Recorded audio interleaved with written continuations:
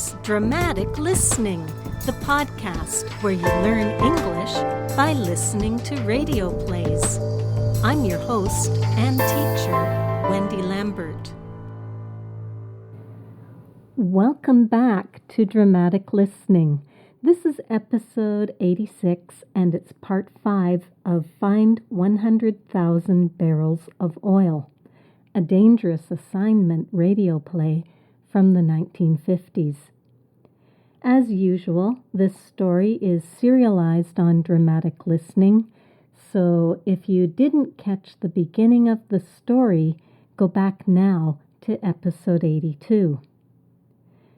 I hope you've visited my new website, English Momentum, by now. If you haven't gotten around to that yet, please do check it out. Dramatic listening is one part of English Momentum. There will be so much more available. Sign up now to get that logged-in experience, because when you sign up, you're going to start getting my newsletter, the Newsreel, a weekly lesson to help you watch a news video. And once you've signed up, you'll be able to log in to English Momentum and be part of the community. Your membership will let you comment on blog posts, and that will be seen only by people who are logged in. And you'll be able to download the dramatic listening transcripts. That's the vocabulary and the transcript of the radio play. Still free, but now easier to get. Those used to be available on the Podcast Source app, but I've moved them over to my website so you'll have more choice in where you study. It'll be easier to download to your computer instead of only to your smartphone. So I really encourage you to head on over to EnglishMomentum.com and become a member. Our story today is a continuation of Dangerous Assignment, Find 100,000 Barrels of Oil. In our last episode, Steve Mitchell was nosing around an old warehouse. It was one of Triflis's businesses. He had just talked to Triflis, and now he was investigating it on his own. Triflis probably expected him to try that, so he sent a few men out to persuade Mitchell to stay away. And they didn't use words to persuade him, they used a gun. Mitchell had just noticed a barge in the water at the warehouse, and he noticed that the barge smelled like oil. He knew he was getting warm. He was on to something big. He'd just about had this case cracked. But then Triflis's thugs, and that's what I would call those men, they're thugs, they caught up with him. Mitchell punched one of them before he dove into the water. He thought he could hide in the water. But then the men started shooting at him, and he got shot. That's where we left him, in the water, last week, or 2 weeks ago. In today's episode, Steve Mitchell goes parachute jumping. I'm calling this episode Sabotage. 破坏活动. Sabotage is when you intentionally break something, and it's probably even done in a way that the person who's going to use it can't tell, won't notice that it's broken until it's too late. Sabotage. Mitchell gets fished out of the water. Although his head is pounding with pain, he has to continue his investigation. He arranges a flight with Dean to the ruins. But since there's no landing strip, no airport, he'll have to parachute down. He finds out how important it is to inspect your gear, your equipment, whenever you try an extreme sport. We'll listen to Act 2, Scenes 1, 2, and 3 shortly. But first, we have 28 key words to learn. And remember, these words are all posted on Quizlet. So if you're a Chinese speaker, you could learn these words with English, Chinese, flashcards, and games. And that's now at englishmomentum.com/Quizlet. And now for our key words. The first word is float. Float, as a verb, means to stay at the surface of the water, not sink down into the water's depth. In Chinese, that would be fu. I enjoyed the afternoon reading a good novel while floating downstream in a rubber dinghy. A rubber dinghy is a boat that you blow up. It's just full of air. I enjoyed the afternoon reading a good novel while floating downstream in a rubber dinghy. Float. Word number 2, launch. A launch, as a noun, is a motorboat, a speedboat. Quieting. Oh my goodness, did you see that? The water skier behind that red and silver launch is skiing barefoot. Launch. Word number 3, deck. A deck is the outside floor of a ship or a boat. Jiaban. When the captain called, "All hands on deck," every sailor on the ship rushed out onto the deck to help with the work. Deck. Word number 4, crease. Crease, as a verb, means to graze, to nick. If something skims past something else, it's moving and it goes past really fast and really close, it hits, but it doesn't go into the other person or the other object, then it creases it. So a bullet might crease you. It might just hit your skin, but not go into your body. Crease. In Chinese, we could say qing ca or lue. It's just a flesh wound. The bullet creased my shoulder. I'll be okay. Crease. Word number 5, skull. Your skull is the bony part of your head. Now ke or lu or togu. The skull and crossbones symbol means the contents of this bottle are poisonous. Skull.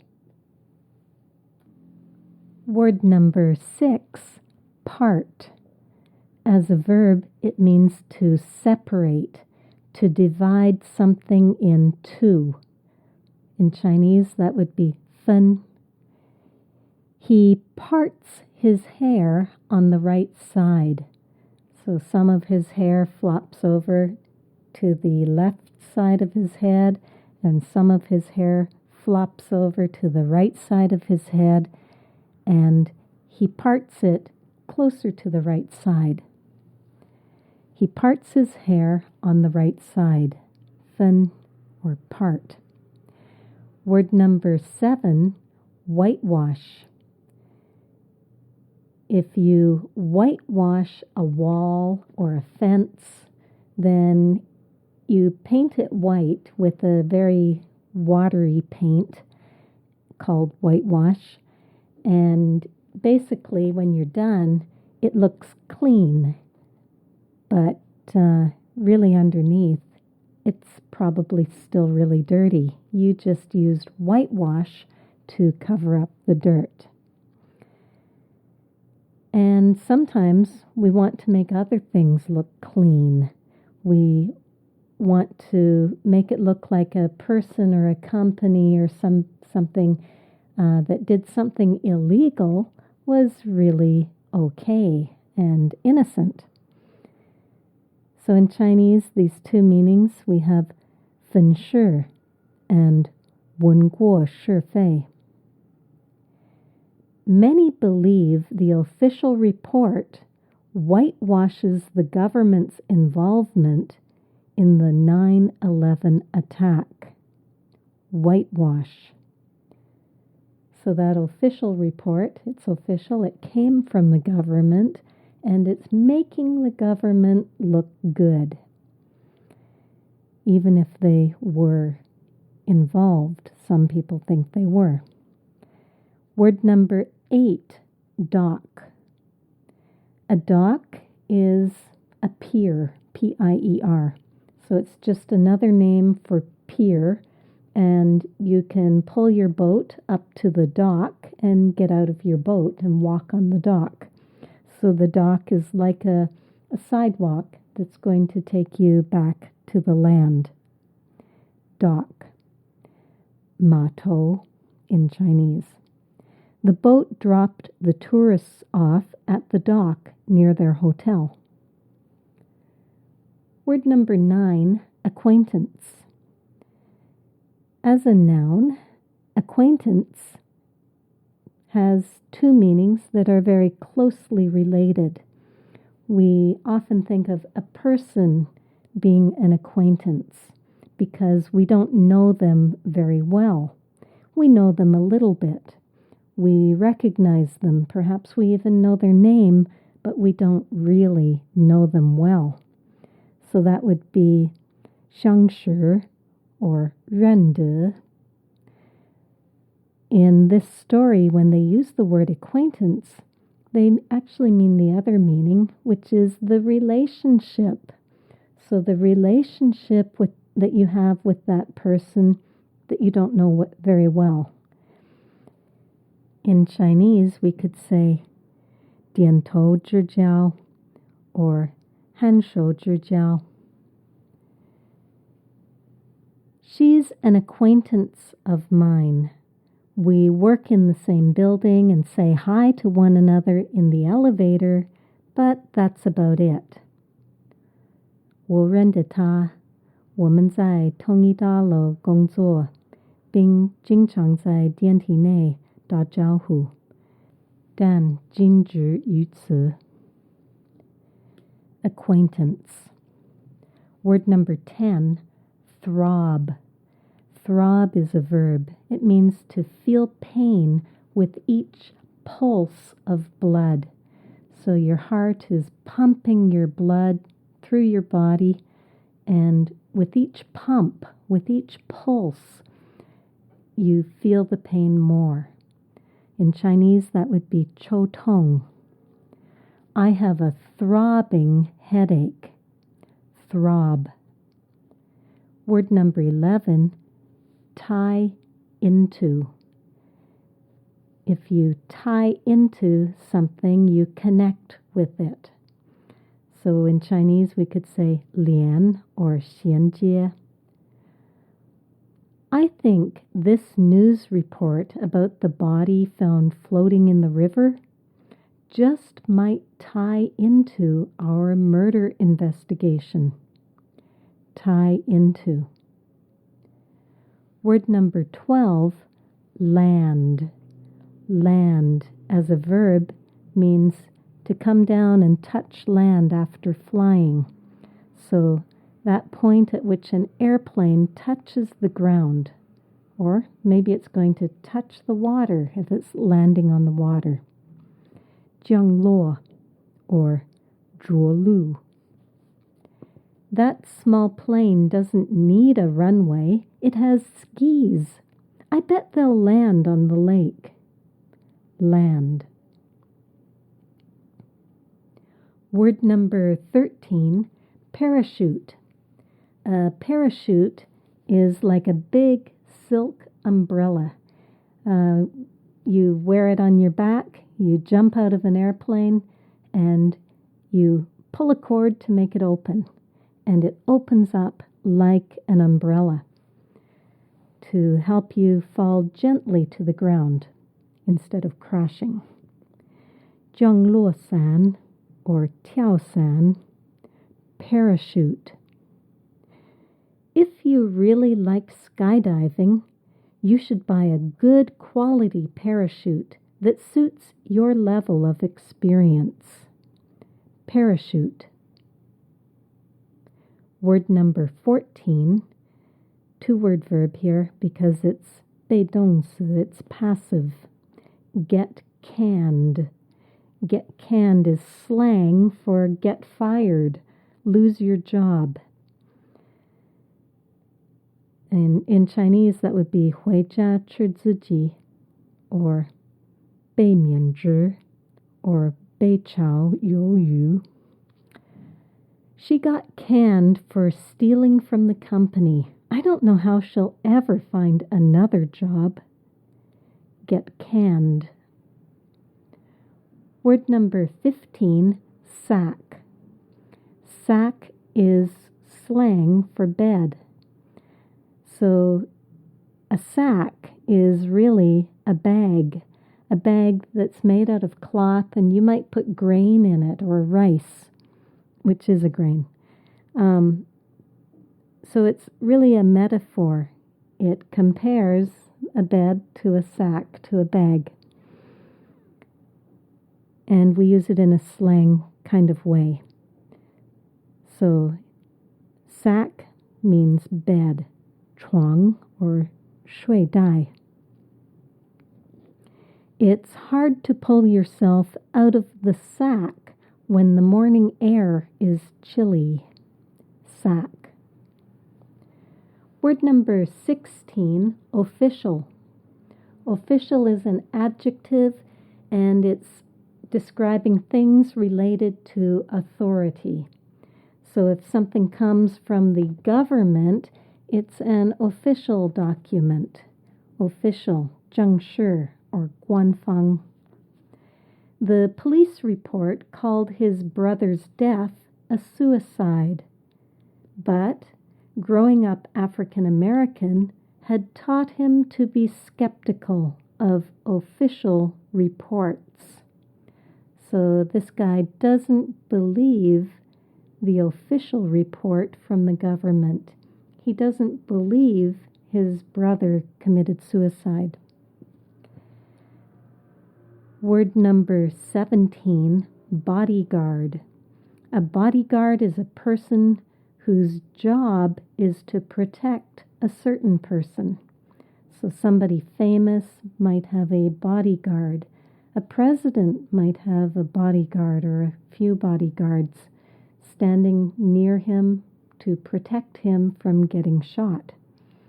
Bodyguard, 保镖, or 保全人员. Formerly the bodyguard of a celebrity, he was now a bouncer in a bar. So for either of those jobs, you probably need to be a pretty big, strong guy. Bodyguard. Word number 18, frankly. Frankly is an adverb. It means honestly. So speaking in a very straightforward manner. If it's in your heart, you say it. So you speak frankly. 坦白的 or 率直的. She's not ashamed of being wrongfully accused. In fact, she speaks quite frankly about her experience. Frankly. Word number 19, hangar. This is Hangar, and it's a noun, and it's the building where you keep your airplane. So a car has a garage, your airplane is stored in a hangar. Tingjipeng in Chinese. Terry rents a hangar at the local airport for his small 4-seater plane. Hangar. Word number 20, windward. Windward means facing the wind, on the side facing the wind. Yingfeng or xiangfeng. Our apartment faces north. It's the windward side of the building, so the patio doors howl and rattle a lot through the winter months. Windward. Word number 21, suit. As a verb, it means to be convenient or acceptable to somebody. In Chinese, we'd say 适合 or 合意. How about 4 o'clock? If that time doesn't suit you, you can suggest another time. Suit. Word number 22, 2-word verb, bail out. To bail out means to jump out. So you bail out of the plane, 跳伞. But we often use bail out when the situation that you're in is bad. So you're escaping from it. Bail out. Don't bail out of the plane until you're sure your parachute is tightly fastened. Make sure you have it on right before you jump, before you bail out. Word number 23, jerk. Jerk is a verb, and it means to pull something suddenly, a quick, sharp, sudden movement. 猛力一拉. She wasn't used to driving a manual vehicle. A manual vehicle is one where you have to change gears. The car jerked forward when she let out the clutch with her foot. Jerk. Word number 24, ripcord.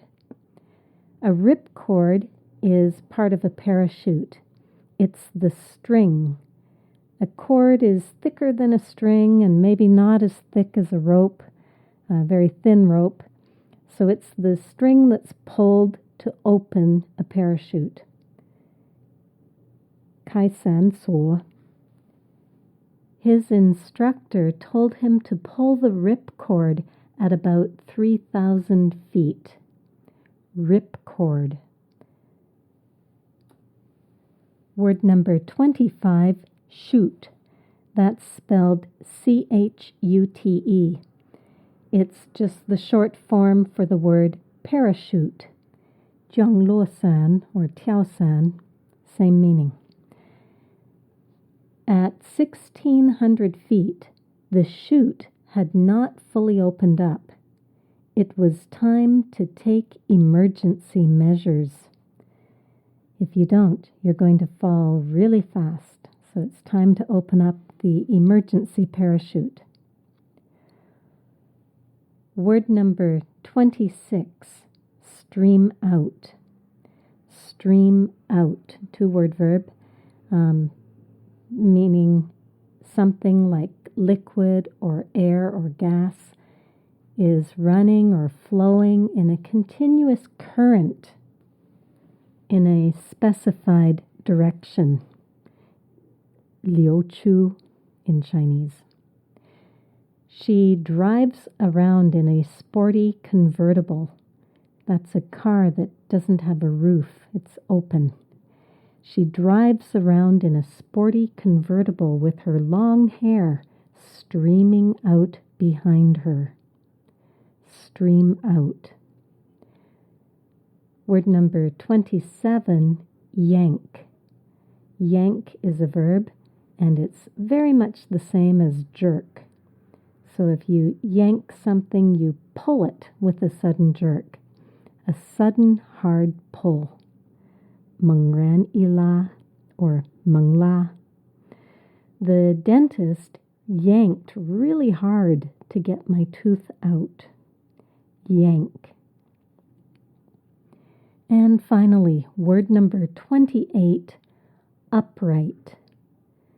Upright is an adjective, and it means straight up and down, vertical, not lying down, not leaning to one side or the other, but straight up and down. In Chinese, we would say shu, or li, or 挺直. I chose the upright piano. The grand piano looks much nicer, but I didn't have room for it in my small apartment. Upright. Well, that's it for our key words.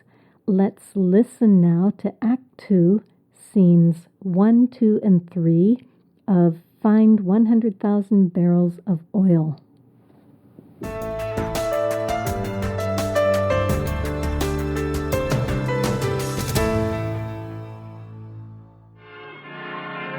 Now back to Dangerous Assignment and Steve Mitchell.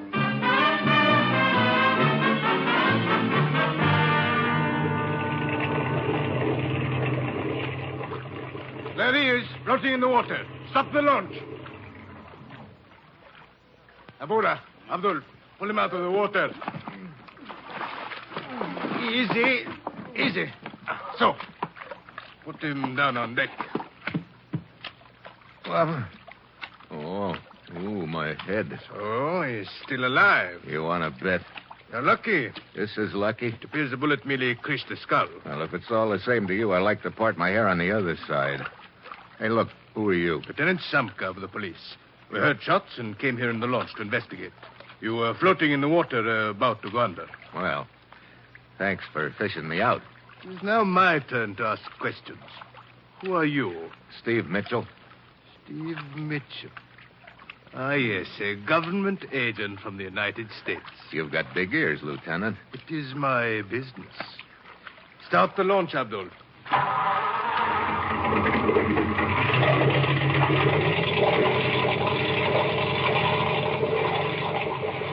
Yes, you are here to investigate the oil scandal. Or is the purpose of your visit rather to whitewash the company involved? That's a pretty bad guess, Samka. Hey, where are we going? Back to the dock. Well, it's been a short acquaintance, but a happy one, Lieutenant. Thanks again. Oh, do not think that our acquaintance will be ended when we reach the dock, Mitchell. I will be seeing you again soon. Oh? Yes, indeed. I will make a point of it, Mitchell.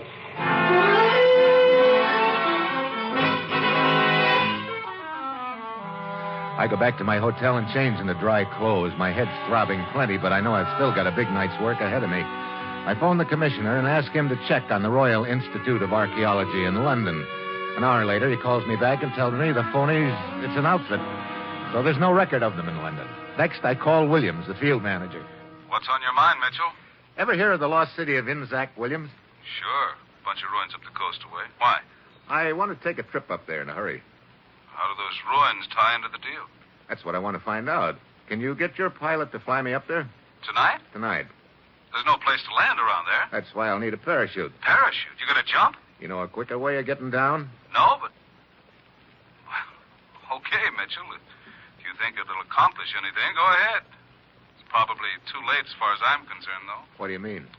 Just got a call from the president of the company. He wants me to meet him in Cairo. I got a strong hunch I'm going to get canned. So I guess you are on your own. But be careful, Mitchell. Yeah. How about the plane? I'll call Dean right now and tell him to get out the airfield and warm it up. He'll be ready for you in a couple of hours.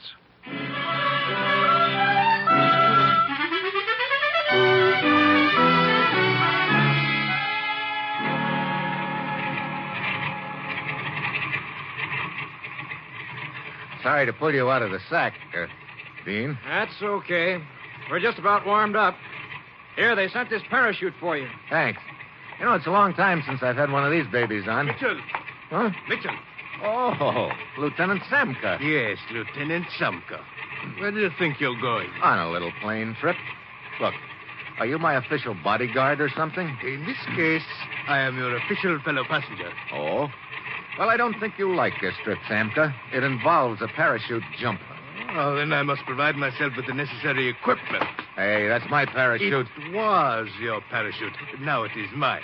Look, if you want to go on this trip, get your own. Thank you, but I prefer yours. It might be safer. Oh, you don't trust me at all, do you? Frankly, no. Well, what am I supposed to use for the jump? A beach umbrella? I think there's another parachute in the hangar, Mitchell. Okay. Well, I'll be with you in a minute.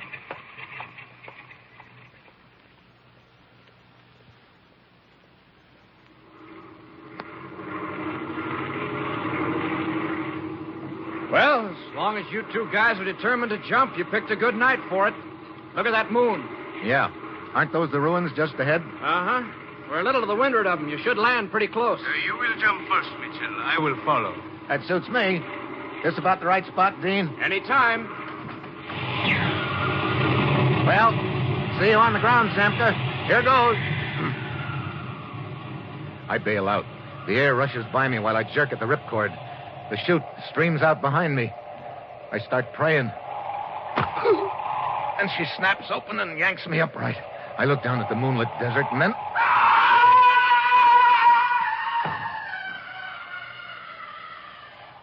It's Samka, but his chute didn't open. I turned my head away, and then I realized his chute was supposed to be my chute, and I'm pretty sure that somebody has made sure it wouldn't open. A minute later, I'm on the ground right beside the ruins. There's nothing I can do for Samka.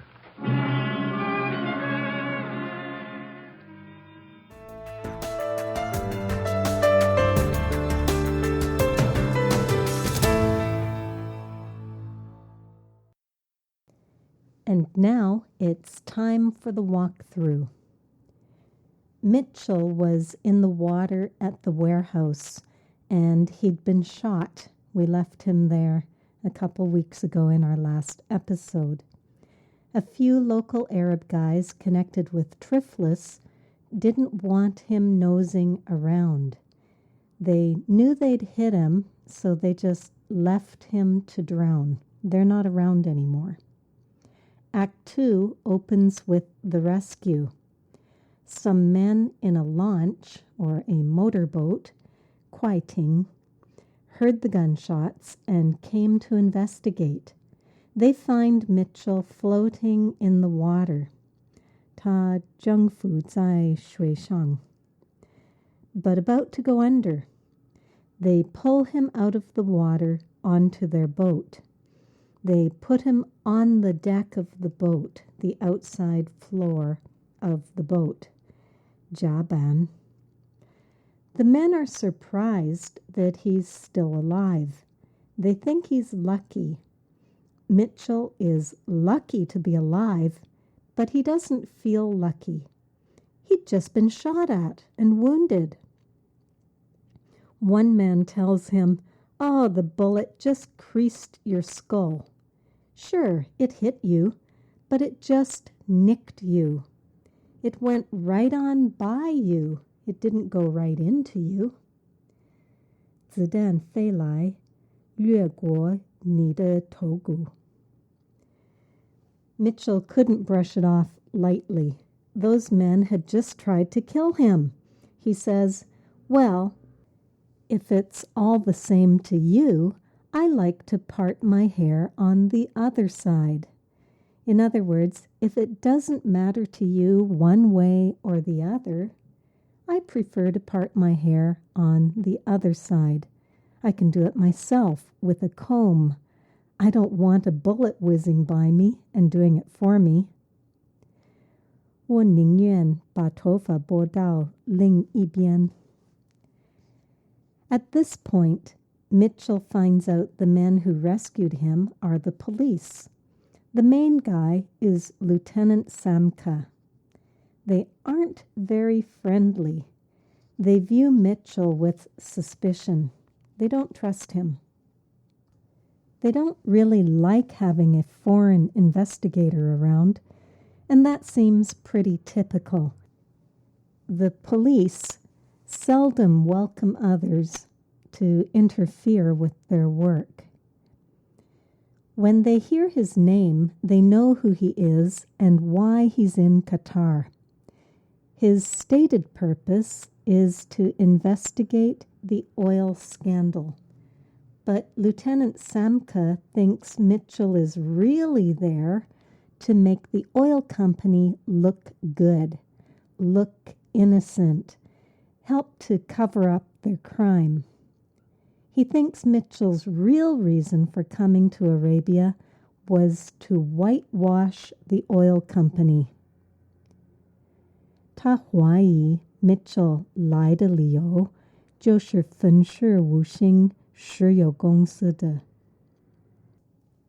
So they're in their launch, their motorboat, and they head back to the dock. That's like a pier, a place to pull up and park your boat, mato. They head back to the dock, and Mitchel says goodbye to Lieutenant Samka and lets him know that he'll be keeping an eye on him. Their acquaintance will continue. That is, their relationship. They've just met. They don't know each other really well. You can't call it a friendship, but they're at the level of at least knowing who each other is. So that relationship, that acquaintance will continue. Acquaintance, 点头之交, or 心交.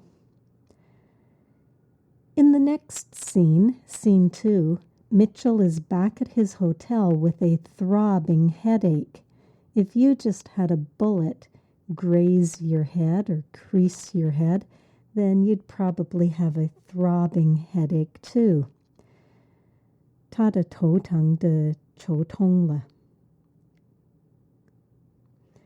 But he can't rest. He's on to something, and he needs to investigate this now, not give anyone time to hide the evidence.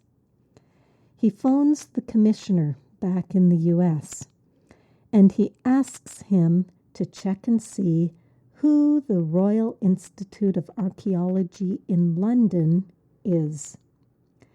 You remember he saw that name at the warehouse. He finds out it's phony. It's not it's not real. There is no Royal Institute of Archaeology in London. The Archaeological Institute doesn't really exist, and he calls it an outfit. So outfit basically means organization, and here he seems to be implying that it's a phony organization, disguise, okay? Outfit. As soon as he learns that, he phones Williams, the field manager, and asks him to arrange a flight up to the archaeological ruins for him. Williams is surprised. How are the ruins connected with the investigation?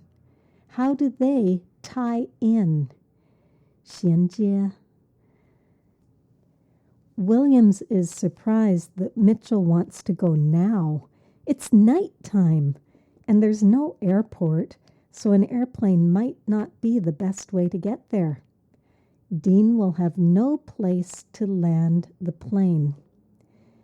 没有地方降落.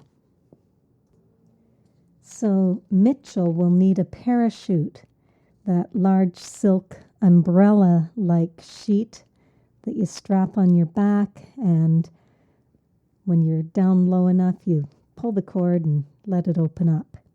A parachute. He's going to need a parachute so that he can jump out of the airplane and fall gently to the ground. 降落伞, or 跳伞. Williams gives Mitchel the go-ahead. He gives him permission. He tells him it's okay. You can go there.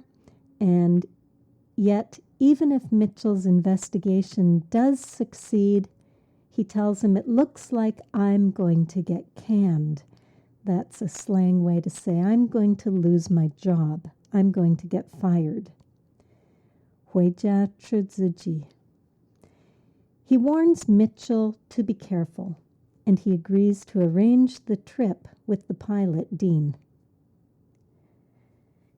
In the next scene, Mitchel is at the airfield talking to Dean. He starts out by apologizing for getting him out of the sack, that is, out of bed. Calling a bed a sack is kind of a metaphor that makes it sound like it's a cloth bag, like maybe a sleeping bag, shui dai. That's a lot like a sack, ma dai. Dean gives Mitchell the parachute that was sent for him. When Mitchell got this assignment, he didn't want to ride a camel, you'll remember, but now here he is, parachuting at night. I think I'd choose the camel. Just then, Lieutenant Samka shows up. He announces that he's going with them. Mitchell asks, "Are you my official bodyguard?" "Nisher wo guanfeng de baobiaoma." And Samka says, "Well, no, not really. He's a fellow passenger. He's just along for the ride." So in other words, he's not there to protect Mitchell as much as you'd think he should as a policeman. Mitchell tells him he's going to parachute jump from the plane. He expects that Lieutenant Samka won't want to do that. Samka still insists on going along, and he takes Mitchell's parachute.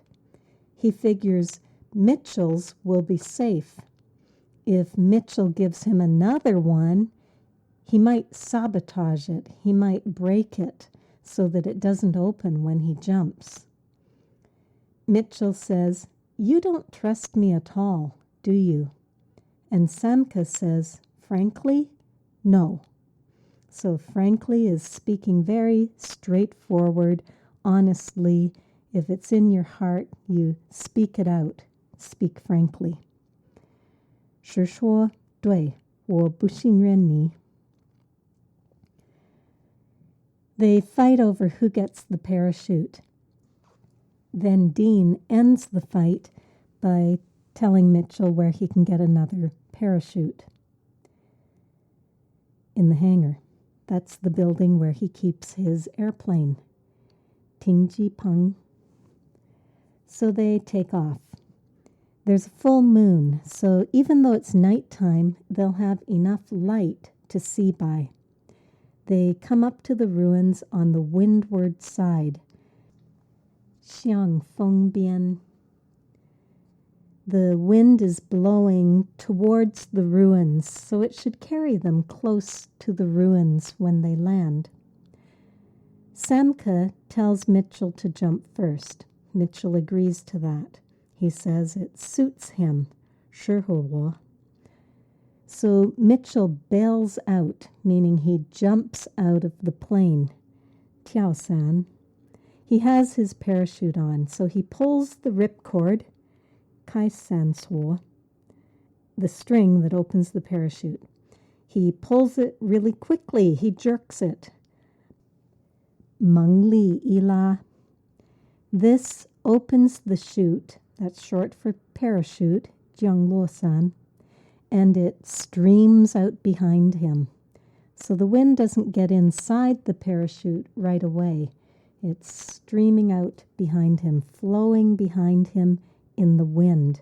Liu Chu. Then it fills up with air and yanks him upright. The parachute pulls him with a jerk, a sudden hard pull, 蒙拉, and it pulls him upright, so his body is straight up and down, vertical. ሹ, or 挺直. He's in a standing position instead of being spread out as if he's lying down. And then he hears Lieutenant Samka screaming. His parachute didn't open. He hits the ground hard and, of course, dies. Mitchell floats down, but there's nothing he can do to help Samka. Well, that's it for the walkthrough. Let's listen again to Act 2, Scenes 1, 2, and 3.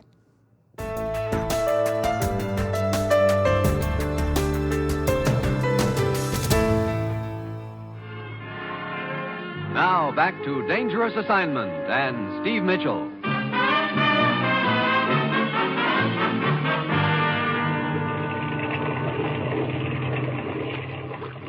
There he is, floating in the water. Stop the launch. Abura, Abdul, pull him out of the water. Easy, easy. So, put him down on deck. Oh, my head. Oh, he's still alive. You want to bet? You're lucky. This is lucky? It appears the bullet merely creased the skull. Well, if it's all the same to you, I like to part my hair on the other side. Hey, look, who are you? Lieutenant Samka of the police. We heard shots and came here in the launch to investigate. You were floating in the water, about to go under. Well, thanks for fishing me out. It's now my turn to ask questions. Who are you? Steve Mitchell. Steve Mitchell. Ah, yes, a government agent from the United States. You've got big ears, Lieutenant. It is my business. Start the launch, Abdul.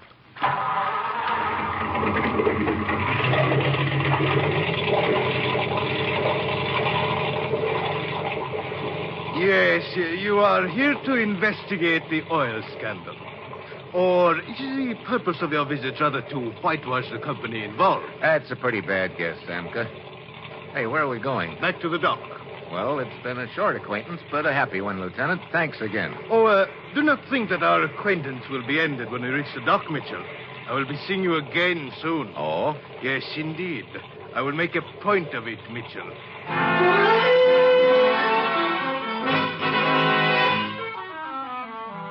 I go back to my hotel and change into dry clothes. My head's throbbing plenty, but I know I've still got a big night's work ahead of me.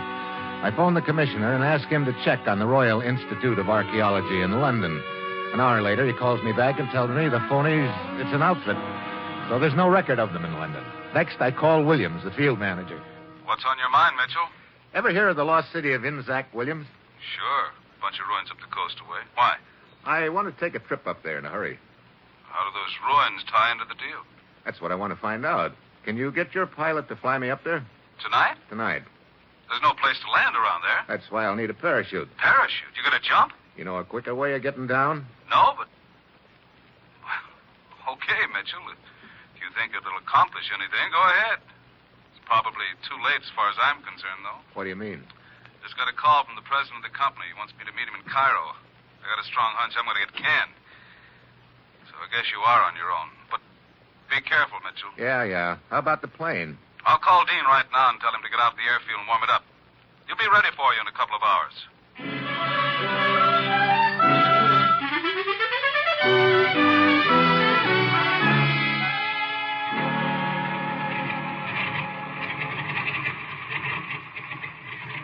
Sorry to pull you out of the sack, Dean. That's okay. We're just about warmed up. Here, they sent this parachute for you. Thanks. You know, it's a long time since I've had one of these babies on. Mitchell. Huh? Mitchell. Oh, Lieutenant Samka. Yes, Lieutenant Samka. Where do you think you're going? On a little plane trip. Look, are you my official bodyguard or something? In this case, I am your official fellow passenger. Oh? Well, I don't think you'll like this trip, Samka. It involves a parachute jump. Oh, then I must provide myself with the necessary equipment. Hey, that's my parachute. It was your parachute. Now it is mine. Look, if you want to go on this trip, get your own. Thank you, but I prefer yours. It might be safer. Oh, you don't trust me at all, do you? Frankly, no. Well, what am I supposed to use for the jump? A beach umbrella? I think there's another parachute in the hangar, Mitchell. Okay. Well, I'll be with you in a minute.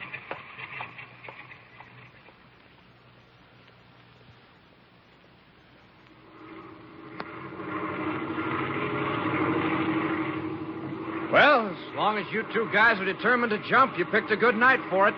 Look at that moon. Yeah. Aren't those the ruins just ahead? Uh-huh. We're a little to the windward of them. You should land pretty close. You will jump first, Mitchell. I will follow. That suits me. This about the right spot, Dean? Anytime. Well, see you on the ground, Samka. Here goes. I bail out. The air rushes by me while I jerk at the ripcord. The chute streams out behind me. I start praying. And she snaps open and yanks me upright. I look down at the moonlit desert and then...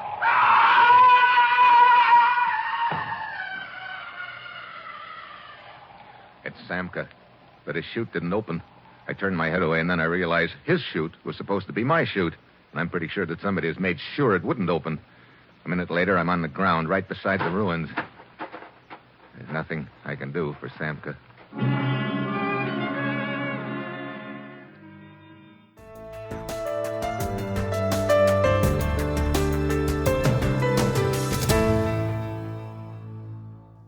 Let's talk about it. And by talk, I mean I'm giving you a question, and I hope you respond to me on my website or on the Facebook page. So we've found out the archaeologists aren't real scientists. Their archaeological dig is just a cover for some illegal activity. Mitchel is on his way to the ruins, that old, crumbled, broken down city, to see what they were really doing there. What do you think they were doing? What will he find in the ruins? Leave a comment below the show notes at englishmomentum.com/DL086 or on my Facebook page at facebook.com/dramaticlistening.